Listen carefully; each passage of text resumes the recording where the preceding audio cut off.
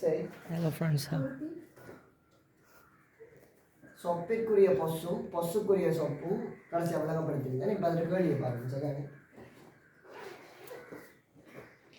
அதில்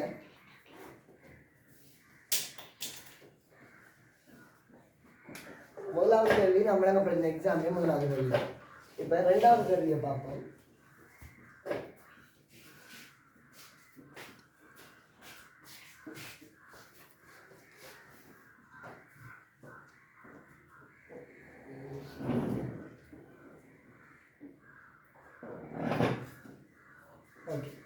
இது ஒரு பொஸ்கோவை கூட்டுப்பட்டு இப்போ இந்த பொஸ்ஸுக்குரிய பொஸ்ஸை சொப்பா மாற்ற சொன்னாங்கன்னா நீங்கள் வாங்களா பொஸ்ஸை சொப்பா மாற்ற சொன்னாங்கன்னா முழுவதின் பார் போட்டு அதை சுருக்கி வந்ததுன்னா பொஸ் சொப்பா மாறிடும். இது பொஸ்ஸுக்குரிய சொப்பை காண சொன்னாங்கன்னா உண்மை அட்டவணை போட்டு அதில் இருந்து சொப்பை எடுக்கணும். 3 வகை இருக்குது. சரியா? ஒன்று வந்து பொஸ்ஸை சொப்பா மாத்திரை, சொப்பை பொஸ்ஸா மாத்திரை. அது சிம்பிளானவே முழுவதின் பாரம் போட்டு சுருக்கி வந்ததுதான் மாறுது. சரியா? இன்னொரு பேருக்கு பொஸ்ஸுக்குரிய சொல் ஏண்டா இந்த பொஸ்ஸுக்கு உரிய அந்த தனிய சொல் ஏண்டா இந்த பொஸ் வந்து எங்கே இருந்து எடுத்திருக்கோம்? ஒரு உண்மை அட்டவணையிலேருந்து எடுத்திருக்கோம். சரியானே? அந்த உண்மை அட்டவணையில் இருக்கிற சொப்பை இருக்காங்க. ஒரு சொப்பு இருக்கேன்னா அந்த சொப்பை எங்கே இருந்து எடுத்திருக்கோம்? ஒரு உண்மை அட்டவணையிலேருந்து எடுத்திருக்கோம். அதே உண்மை அட்டவணையில் இருக்கிற பொஸ்ஸை கேட்பாங்க. சரியானே? அதான் சொப்பிற்குரிய பொஸ்ஸுக்குரிய சொல். சரியானே? நார்மலாக சொப்பை பொஸ்ஸா மாற்றுங்கன்னு சொன்னாங்கன்னா ஒரு முழுவதும் பார்க்கணும். இன்னொன்று இருக்கேன்னா மூணாவது வகை இருக்கேன்னா நியம பொஸ்ஸண்டு இருக்கு. சரியானே? இப்போ நம்ம பொஸ்ஸுக்குரிய சொப்பாத்துட்டு இருக்கோம். இப்போ இந்த ஒரு பொஸ்கோவை எழுதிட்டாங்க, இதுக்குரிய சொப்கோவை காணும். எப்படி இதை வச்சுட்டு உண்மை அட்டவணை போகணும்னா இங்கே 2 மாறிகள் தானே இருக்கு. இன்புட்ஸ் ஏயும் பியையும் போடணும். சரியா? இங்கே இது வந்து ஒரு மெக்ஸ்டர்ம்னா இதில் இலக்கு என்ன? 0. இது ரெண்டுமே கூட்டுப்பட்டு எனக்கு விட 0 மட்டும் வரும். சரிதானே? ஏயும் சும்மா போடுபட்டி, பியும் சும்மா போடுபட்டி. அப்போ உண்மை அட்டவணையில் இது எப்படி இருந்திருக்கும்? 0 இருந்திருக்கும். அது விளங்குதா?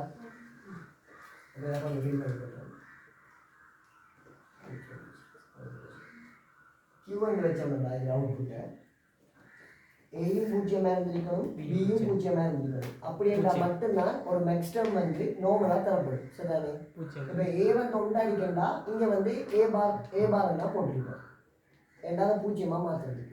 இப்போ 0 வந்து இருக்கு. இங்கே 0 அங்கே இருக்கு. முதலாவது தெரிவித்தானே. அப்போ என்ன பண்ணணும்னா அவனுக்கு இந்த 0 போடணும். அடுத்ததாக பார்ப்போம். ஏ சக பி பார்னு சொல்லி ஏ சக பி பார் வந்து 0க்கு சமம். சரியா? அப்போ ரெண்டுமே கட்டாயம் 0 வந்தால் இருக்கணும். ஏயும் 0 இருந்திருக்கணும், பியும் 0 இருந்திருக்கணும், பி பாரும் 0 இருந்திருக்கணும். பி பார் 0 இருக்குன்னா பி என்ன வேலை இருந்திருக்கணும்? 1 இருக்கு. அப்போ 0 1 எங்கே இருக்குன்னு பார்க்கணும். 0 1 இங்கே இருக்குது. சரியா? அப்போ அவனுக்கு 0. இப்போ நான் கேட்கிறேன், ஒரு உண்மை அட்டவணையில் 2 இடத்துல 0 போட்டிருக்காங்களா? மிச்சது என்ன வருதுன்னு தெரியலையா? என்ன வரலாம்? 1 தாண்டி வேறு எதுவுமே வரையில. ஏன்னா 0 வந்துச்சு. இனி 1க்கும் 0 இல்லைன்னு சொல்லிட்டாங்கன்னா மிச்சம் இருக்கிறது 1 மட்டும்தானே. அப்போ இந்த 2 இருக்கு 1 போடணும். இப்போ இந்த உண்மை அட்டவணையிலேருந்து தான் இந்த பொஸ்கோவை எடுத்துருப்பாங்க. அப்போ இந்த பொஸ்ஸுக்குரிய சொப்பன்னு கேட்டாங்கன்னா இந்த 2 ஒன்றையும் எழுதும். இந்த 2 ஒன்றுக்கு என்ன வருது? ஏபி பார் வருது, ஏபிஎல் வருது. இது 2 கூட்டு பண்ணுறாங்க வேல்யூடன். சரிதானே? இதுதான் பொஸ்ஸுக்குரிய சொப்புக்குரிய பொஸ். இப்போ இது சமன், இது அழிக்க போகுது. ஏபி பார் சமன் ஏபி. அவ்வளோ. சரியா? நோட் பண்ணுங்க.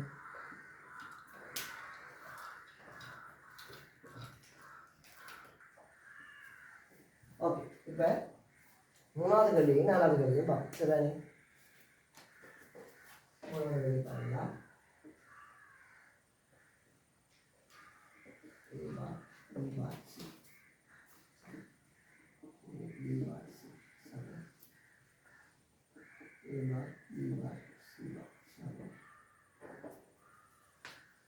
ஏபிசி. இப்போ சில பேருக்கு டவுட் இருந்துச்சு, இப்போ முழுவதும் பார் போட்டு செஞ்சோம் அதுவும் இதானே கேட்டு. முழுவதும் பார் போட்டு செய்கிறது என்னென்னா பொஸ்ஸை சொப்பா மாத்திரம். அதுவும் இப்போ அந்த பொஸ்ஸும் அதான் அந்த முழுவதும் பார் போட்டு வர போகிற சொப்பும் சமனாக தான் இருக்கும், பார் அவுட்புட்டும் சமனாக தான் இருக்கும். ஆனால் ரெண்டுமே வேறு வேறு அட்டவணையில் இருந்து எடுத்த சொப்பாக இருக்கும், பொஸ்ஸாக இருக்கும். ஒரே அட்டவணையில் இருந்து எடுத்த சொப்பா பொஸ்ஸாக இருக்காது. அப்படி ஒரே அட்டவணையில் இருந்த சொப்பும் பொஸ்ஸும் அவங்களுக்கு கேள்வி கேட்குறாங்களுக்கு வேணுமெண்டா இந்த வார்த்தையை யூஸ் பண்ணுவாங்க, இக்குரிய. இல்லாட்டி அதே அட்டவணையிலிருந்து பெறப்பட்டன்னு நேராக சொல்லுவாங்க. ஆனால் அவ்வளோ ஈஸியாக கேள்வியை கொண்டு போக மாட்டாங்க. பொஸ்ஸிற்குரிய சொப்பன்னு கேட்டாலோ இல்லை சொப்பிற்குரிய பொஸ்ஸன்னு கேட்டாலோ நம்ம யோசிக்க வேண்டியது இந்த உண்மையாட்டவணை.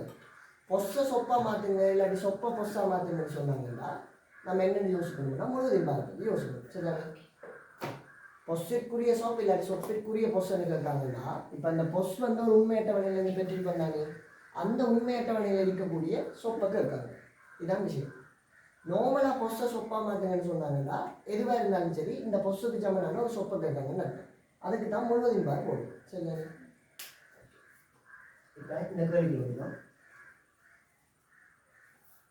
இப்போ இதை எப்படி உண்மை அட்டவணையில் மார்க் பண்ணுன்னா பாருங்களா, ABCD.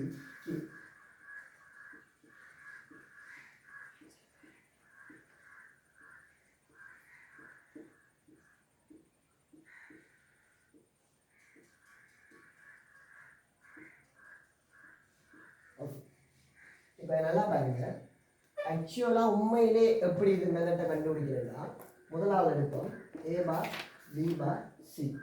இது வந்து ஒரு மின்டம். மின்டம் என்றால் எதுக்கு சமனாக இருக்கும்? அதோட இலக்கு என்ன? 1. சரிதானே? மின்டம் என்றால் அது நம்ம ஒன்றுலேருந்து தான் கண்டுபிடிச்சிக்கணும். அப்போ அதோட இலக்கு வந்து 1.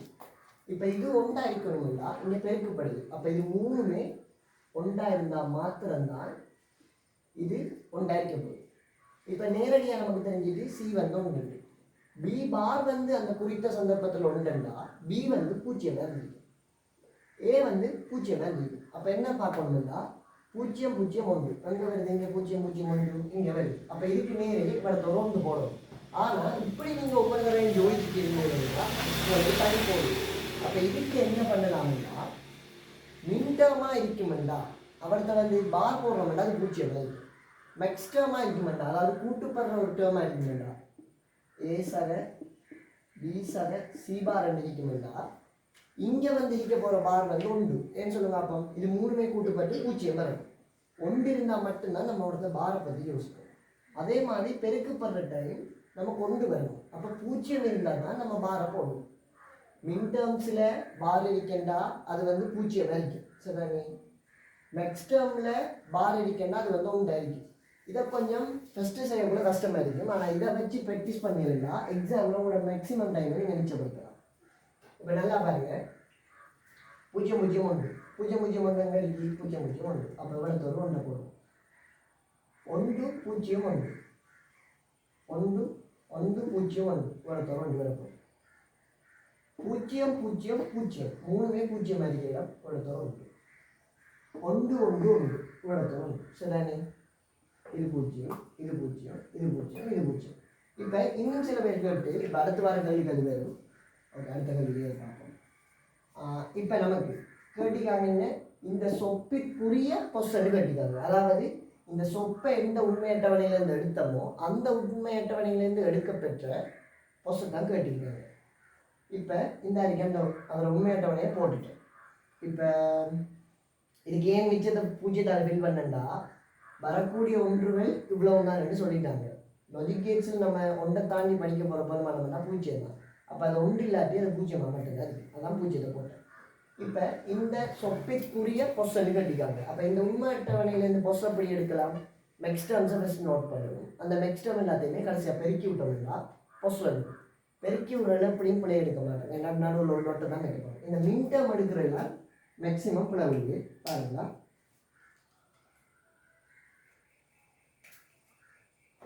என்னென்ன வரப்போகுதுன்னா மேக்ஸ்டம் வேண்டாம் நமக்கு எல்லாமே கூட்டுப்படணும். கூட்டுப்பட்டு 0 வரும். நல்லா பாருங்க, 0 இருக்கு. இங்கே ஒன்று இருக்குது, இங்கே பூஜ்ஜியம் இருக்குது. இந்த ஒன்று இருக்கிறதால 3 கூட்டுப்பட்டால் 1 தான் வரும். ஆனால் நமக்கு விட 0 மட்டும் வரும்.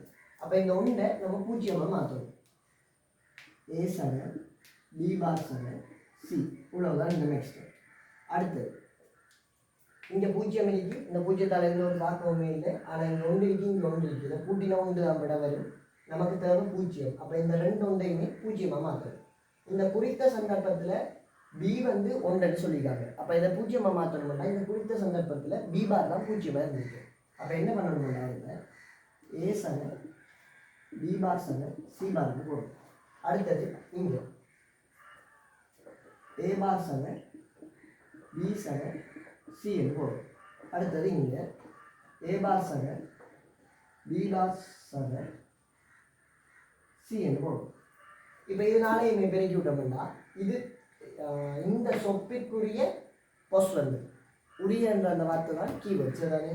அப்படி உரிய இல்லாமல் இந்த சொப்பை பொஸ்ஸாக மாற்றுங்கன்னு சொன்னாங்கன்னா முழுவதும் சொப்பிற்குரிய பொஸ்ஸன்னு கேட்காங்கன்னா உண்மை அட்டவணையில் இருக்கக்கூடிய பொஸ்ஸை தான் கேட்காங்க. அப்போ நம்ம உண்மை அட்டவணை அடிச்சு தான் வச்சுட்டு காணும். இப்போ அடுத்த கேள்வி வச்சுருக்கோம். யாரும் நோட் பண்ணணுமா? இது அவ்வளோத்தையும் பெருக்கி எழுதணுமா கடைசியா? ப்ராக்கெட் போட்டு பெருக்கி எழுதணும்.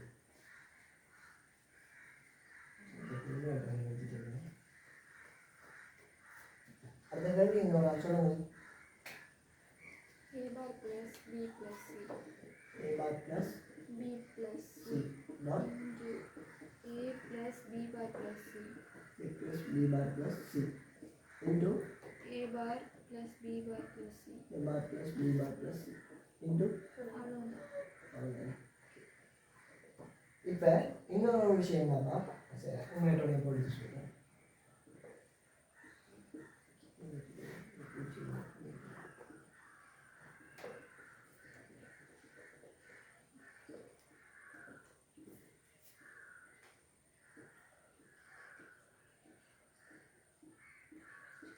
ஓகே, இப்போ அவங்க சொன்னதின்படி எனக்கு நெக்ஸ்ட் டேர்ம் இருக்குது. நெக்ஸ்ட் டேர்ம்னா இது 3மே கூட்டுப்பட்டு எனக்கு 0 வருது. அங்கே எனக்கு ஏதாவது தடை இருந்திருந்தால் தான் பார் யூஸ் பண்ணியிருப்பேன். நெக்ஸ்ட் டேர்முக்குள்ளே எனக்கு தடையாக வரப்போகிறது 1 தான். அப்போ 1 0 0 பண்ணி இருந்திருக்கணும். 1 0 0 பண்ணி இருக்கிற இடத்த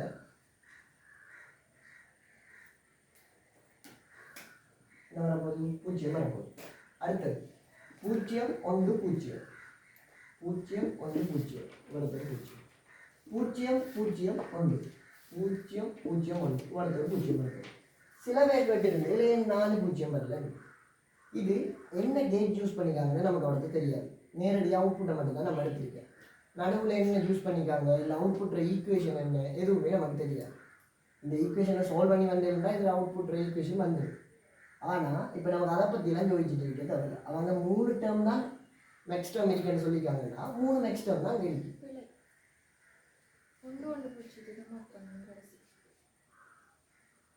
ரெண்டாவதுல 0 போட்டுருக்கு. இது இது இங்க ஃபர்ஸ்ட்க்கு 0 கொண்டு வந்துச்சு. இங்க லாஸ்ட்க்கு மேல இதான் அப்படியே மேல போச்சு. சரி சரி சரி. ஆனால் 0 0 1 போட்டு இப்போ இந்த 3மே தான் 0 வரும்னா மிச்சம் இருக்கிற எல்லாமே 1 தான் வரும். ஏன் 5 இடத்து 1 வருது 6 இடத்து 1 வருதுன்னு நம்ம யோசிக்க தேவையில்லை. அது ஏதோ ஒன்று செஞ்சு அவனுக்கு 5 இடத்து 1 வருது. இப்போ நார்மலாக ஏபிசியை பெருக்கிற மாதிரி இந்த கியூவை யோசிச்சிருந்தா ஒரே ஒரு இடத்து தான் 1 வருது. ஏன் ஒரே ஒரு இடத்து 1 வருதுன்னு நம்ம யோசிச்சிக்கலாமா?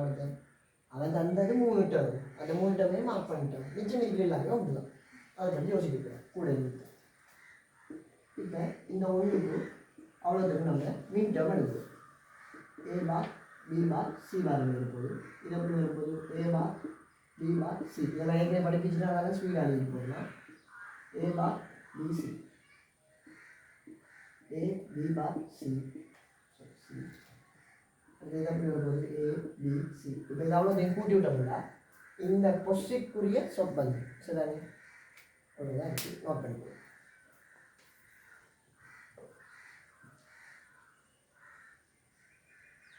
சரி, இப்போ அடுத்ததா புதுசாக வந்து பார்ப்போம் சரிதானே? எக்ஸோர் மற்றும் எக்ஸ்னோருக்கு சமனான சொப் மற்றும் பொஸ்கோடுகள். இப்போ நான் உங்களுக்கு போட்ட இதுவரைக்கும் போட்ட வீக்லி எக்ஸாம்ஸ்லேயும் சரி ஸ்பாட் எக்ஸாம்ஸ்லேயும் சரி சில இடத்தை சொல்லியிருப்பேன் இதற்கு சமனான தனித்தற்கப்படலையை காண்கன்னு சொல்லியிருப்பேன் சரிதானே. சில கேள்வியில் போட்டிருந்தேன் ஞாபகம் இருக்கா? ஒரு எக்ஸோ போட்டிருந்தேன். அப்போ இது என்ன விளக்கம் பண்ணால் இது உங்களுக்கு எம்சிக்யூவில் நேரடியாக கேட்கக்கூடிய கேள்வி. மற்றும்படி இப்போ சுருக்கிட்டு போகக்கூடிய கேட்பாங்க அடுத்த வார அந்த கோவையில் பேருந்து என்ன விஷயம் என்றால் இந்த எக்ஸோர் எக்ஸ்னோர் தான் இது ஒவ்வொன்றுக்குமே தனித்தனி சொப்பும் பொசும் வரப்போகுது. அந்த வரப்போகிற சொப்பையும் பொசையும் நம்ம ஞாபகம் வச்சுக்கணும். எப்படி ஞாபகம் வச்சுக்கணும்னு சொல்லித்தாரு. ஃபஸ்ட்டு சொப்பையும் பொசையும் எழுதணும். எல்லாரும் எழுதுங்க அப்போ அந்த டேபிள் அந்த சொப்பையும் பொசையும் எழுது எல்லாரும் எழுதுங்க. அந்த ஒரு 4 டேபிள் இருக்குல்ல அந்த 4 டேபிளுக்கு முடிய சொப்பையும் பொசையும் எழுதுங்க. 4 மணி எழுதுங்க.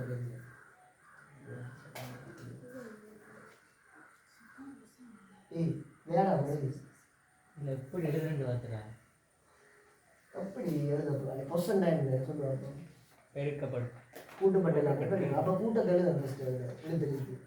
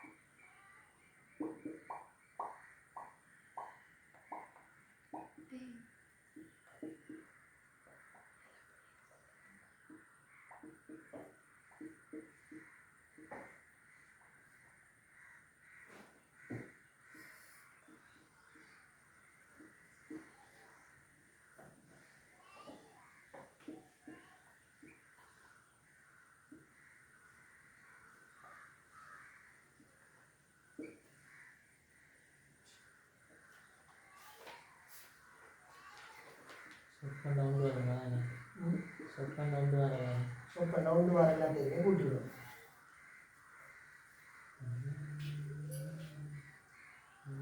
சத்தம்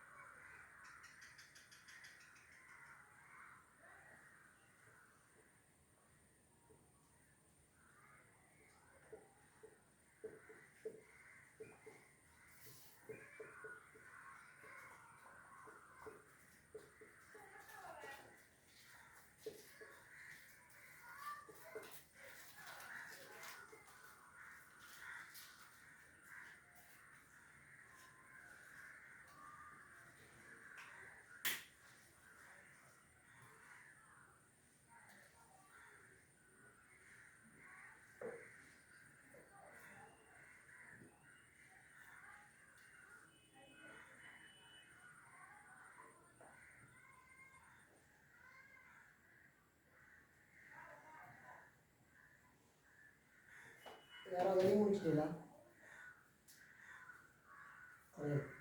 ஸ்பீட் அதிகம் பண்ணுங்க சொல்லுங்கள். ஒன்றா தெரியும். சரி பார்த்தீங்கன்னா இந்த முதலாவது 2 இன்புட் எக்ஸோர் 2 இன்புட் எக்ஸோருக்குரிய சொல் இதை வந்து ஏன் கேட்குறதா எம்சிக்யூவில் உங்களுக்கு கேட்பாங்க. சில டைம் எஸ்ஏஸ்லையும் இல்லாட்டி ஸ்ட்ரக்சர்ஸ்லையும் கேட்கலாம். எக்ஸோருக்குரிய சொப்பை தருக இல்லாட்டி இந்த கோவையை தருவது இதுக்கு சமவலுவான தர்க்க வாயிலை தருகன்னெல்லாம் கேட்கலாம்.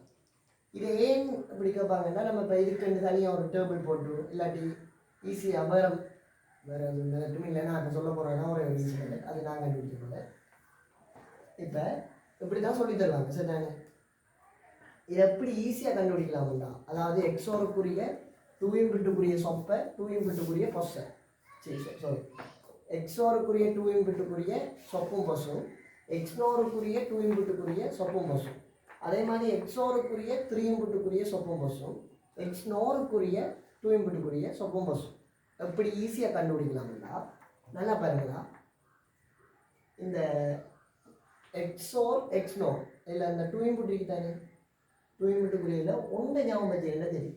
இந்த சொப்பை மட்டும் ஞாபகம் வச்சாலே இந்த மிச்சம் 3 காணலாம். எப்படி தெரியுமா எக்ஸோ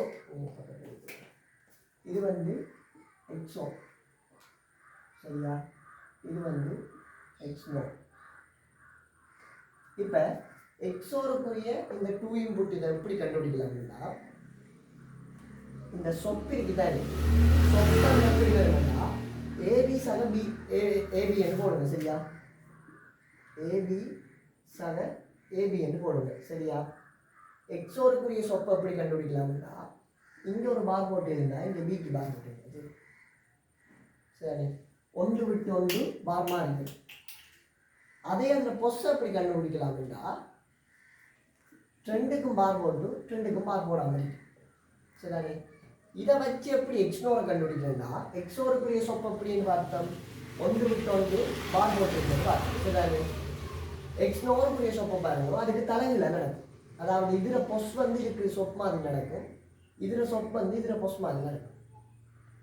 வித்தியாசம் விளங்குதா. இங்கே எக்ஸோருக்குரிய சொப் வந்து ஒன்று விட்டு ஒன்று பார் மாறி மாறி போடப்படும் சரிதானே. எக்ஸோருக்குரிய பொஸ் வந்து மொத்தமாக பார் போட்டு மொத்தமாக பார் போடாமல் இருக்கு. இதை வச்சு எப்படி எக்ஸ்னோரை கண்டுபிடிக்கிறேன்னா எக்ஸோருக்குரிய சொப் வந்து ஒன்று விட்டு ஒன்று பார் போட்டுருக்கு எக்ஸ்னோருக்குரிய சொப் வந்து பார் போட்டு பார் போடாமல் இருக்கு மொத்தமாக. அதே மாதிரி எக்ஸோருக்குரிய பொஸ்ஸை நீங்கள் எப்படி கண்டுபிடிக்கலாம்னா இந்த சொப்பை வச்சு இங்கே ஒன்று விட்டு ஒன்று போட்டிங்கன்னா இங்கே மொத்தமாக போட்டு மொத்தமாக போடாமல் இருக்கு சரிதானே. இங்கே ஒன்று விட்டு ஒன்று மாறி போடணும் இதில் அப்படி தலைவில் தான் இங்கே நடக்கும் சரிதானே. அதே மாதிரி 3 இன்புட்டுக்குரிய எக்ஸோர் இது வந்து எக்ஸோருக்குரியது சரிங்களா எக்ஸோருக்குரியது இது வந்து எக்ஸ்னோருக்குரியது. இதை எப்படி ஈஸியாக கண்டுபிடிக்கலாம்னா நல்லா பாருங்க எக்ஸோர் இருக்குதானே எக்ஸோரில் சொப்பை எப்படி கண்டுபிடிக்கிற பொஸ் எப்படி கண்டுபிடிக்கிறேன்னா 2லையுமே ஒரு ஆள் ஒன்றுமே போடாமல் இருப்பேன் பாருங்க ஒன்றுமே போடாமல் ஒரு ஆள் இருக்கும் 2லையுமே ஒரு ஆள் ஒன்றுமே போடாமல் இருப்பாரு மிச்சம் எல்லாத்துலேயுமே 2 பேர் போட்டிருப்பாங்க. விளங்கிட்டா. எக்ஸோர் 3 இன்புட்டுக்குரிய எக்ஸோருக்குரிய சொப்பை எப்படி கண்டுபிடிக்கிறேன்னா இதை உங்களுக்கு இப்போ எழுதுங்கண்டு கேட்க மாட்டாங்க. எழுதுங்கண்டாலும் ஈஸியாக கண்டுபிடிக்கல. இப்போ நான் வந்து சாட்டை பார்த்து எழுதுறது நான் யோசிச்சேன் 3 இன்புட்டுக்குரிய எக்ஸோர்டா சொப்பை பொசை எப்படி காட்டுறேன்னா உங்களுக்கு ஞாபகம் அறிய வேண்டிய 2 பாயிண்ட் பக்கத்தில் நீங்கள் நோட் பண்ணுறதுனால நோட் பண்ணி வச்சுக்கொள்ளலாம். ஒரு ஆள் ஒன்றுமே போடாமல் இருப்பார் சரிதானே. மற்ற மிச்சம் இருக்கிற 3 பேருமே 2 போட்டிருப்பாங்க ஓகேவா. இங்கே பாருங்க ஏபிசிக்கு ஒன்றுமே போடலை மிச்சம் இருக்கிற எல்லாருமே 2 பார் போட்டிருக்காங்க சரியா. அதே மாதிரி பொஸ்ஸில் இருக்கிற எல்லாருக்குமே ஏபிசிக்கு பார் போடலை மிச்சம் இருக்கிற எல்லாருமே 2 பார் போட்டிருக்காங்க. அதே மாதிரி எக்ஸ்னோர் அந்த கண்ணோட இங்கே பார்த்தீங்கன்னா எல்லாமே அங்கே ஒரு ஆள் ஒன்றுமே போடாமல் இருப்பார் இங்கே ஒரு ஆள் எல்லாமே போட்டிருப்பார் மிச்சம் இருக்கிற எல்லாருமே 1 தான் போட்டிருப்பாங்க. இங்கே எல்லாமே போட்ட ஒரு ஆள் இருப்பார் மிச்சம் இருக்கிற எல்லாருமே 1 போட்டு தான் இருப்பாங்க சரிதானே. பிரியங்கா பிள்ளைங்கிட்டா இன்னொரு கொஞ்சம் சொல்கிறேன் 2 இன்புட்டுக்குரிய இல்லைங்களா. நீங்கள் எக்ஸோராக இருந்தாலும் சரி எக்ஸ்னோராக இருந்தாலும் சரி பிசிக்கிறீங்களும் எக்ஸோருக்குரிய இல்லாட்டி எக்ஸ்னோருக்குரிய சொப்பை பொஸ்ஸை நீங்கள் மொத்தமாக பாடம் வாங்கி வைக்க தேவையில்லை. இந்த இதை மட்டும் எக்ஸோருக்குரிய சொப்பை மட்டும் ஞாபகம் வச்சிருந்தா சரி. ஏபி ஏபி என்று போடுவேன், ஒன்று விட்டு ஒன்று மாறி போடுவேன் சரிதானே. அப்படி போட்டால் எக்ஸோருக்குரிய சொல். இங்கே ஒன்று விட்டு ஒன்று தானே மாறி போட்டிக்கணும். அப்போ பொஸ் அப்படி போடுறேன்டா மொத்தமாக போட்டு மொத்தமாக போடாமல் சரிதானே. இதே வச்சுட்டு எக்ஸ் நோருக்குரிய பொஸ் அப்படி காணலாம்டா இங்கே மொத்தமாக போட்டுட்டு மொத்தமாக போடாமல் தானே. இங்கே ஒன்று போட்டு ஒன்று போடாமல். இங்கே வந்து நம்ம எக்ஸோருக்கு என்ன பண்ணோம், ஒன்றாவது தானே போட்டோம் சொப்புக்கு. எக்ஸ்னோருக்கு வந்து மொத்தமாக போட்டு மொத்தமாக போடணும். இதை வச்சுட்டு இது மூணையும் காணலாம் சரிதானே. இங்கே எப்படி 3 போட்டுக்குரிய எக்ஸோர் எப்படி காண்றேன்னா ஒன்றுமே போடாமல் ஒரு அழிப்பார், மிச்சம் எல்லாருமே 2 போட்டிருப்பாங்க. ஒன்றுமே போடாமல் ஒரு அழிப்பார், மிச்சம் எல்லாருமே 2 போட்டிருப்பாங்க. இதை நீங்கள் யோசிக்க கூட தேவையில்லை. 4 பேர் 4 பிசி போடணும் சரியா. எக்ஸோருக்குரிய சொப்பை கேட்டாங்கன்னா எக்ஸோருக்குரிய சொப்பை கேட்டாங்கன்னா சொப்பை கேட்டாலும் சரி பொசை கேட்டாலும் சரி ஒன்றுமே போடாமல் ஒரு அழிப்பார், மிச்சம் எல்லாருமே 2 போட்டிருப்பாங்க. இது எக்ஸோரு. எக்ஸ்னோருக்கு என்ன பண்ணணும்டா எல்லாமே போட்டு ஒரு அழிப்பார் சரிதானே. ஒன்றா போட்டு மிச்சம் அழிப்பாங்க. இங்கே ஏ கொண்டு, இங்கே பி கொண்டு, இங்கே சி கொண்டு சரிதானே. அதே மாதிரி சொப்பை கட்டாலும் அதே தான் பண்ணுறேன். எல்லாமே போட்டு ஒரு அழிப்பார், ஒன்றா போட்டு ஒரு அழிப்பாங்க. அங்கே வந்து ஒன்றுமே போடாமல் ஒரு அழிப்பார், 2 போட்டு அழிப்பாங்க. இப்படி சிம்பிளாக ஞாபகம் வச்சுருந்தா இதை நீங்கள் அவடத்தை நின்று பாடமாக்க தேவையில்லை, கன்ஃபியூஸ் ஆகிட்டு வைக்க தேவையில்லை. இது வந்து ஒரு ஷார்ட்கட் மெத்தட் சரிதானே. இப்படியும் ஞாபகம் வச்சுக்கலாம். இல்லாட்டி உங்களுக்கு பாடமாக்க இருப்போம்னா பாடமாக்குது, ஆனால் பாடமாக்குறது உண்மையில ஒரு வேஸ்டாக இப்படி ஞாபகம் வச்சுக்கணும் சரிதானே. இது 2 நீங்கள் இந்த சொப்பை ஞாபகம் வச்சுட்டு மிச்சம் எல்லாத்தையுமே கண்டுபிடிக்கலாம் சரியா. இங்கே வந்து ஒன்றுமே போடாமல் ஒரு அழிப்பார், 2 போட்டிப்பாங்க மிச்சம் எல்லாரும். இங்கே வந்து மொத்தமாக போட்டு ஒரு அழிப்பார், மிச்சம் எல்லாருமே 1 தான் போட்டிப்பாங்க சரிதானே. இப்படி ஞாபகம் வச்சுக்கணும். இன்றைய கிளாஸ் முடியுது, நாளைய கிளாஸில் பார்ப்போம்.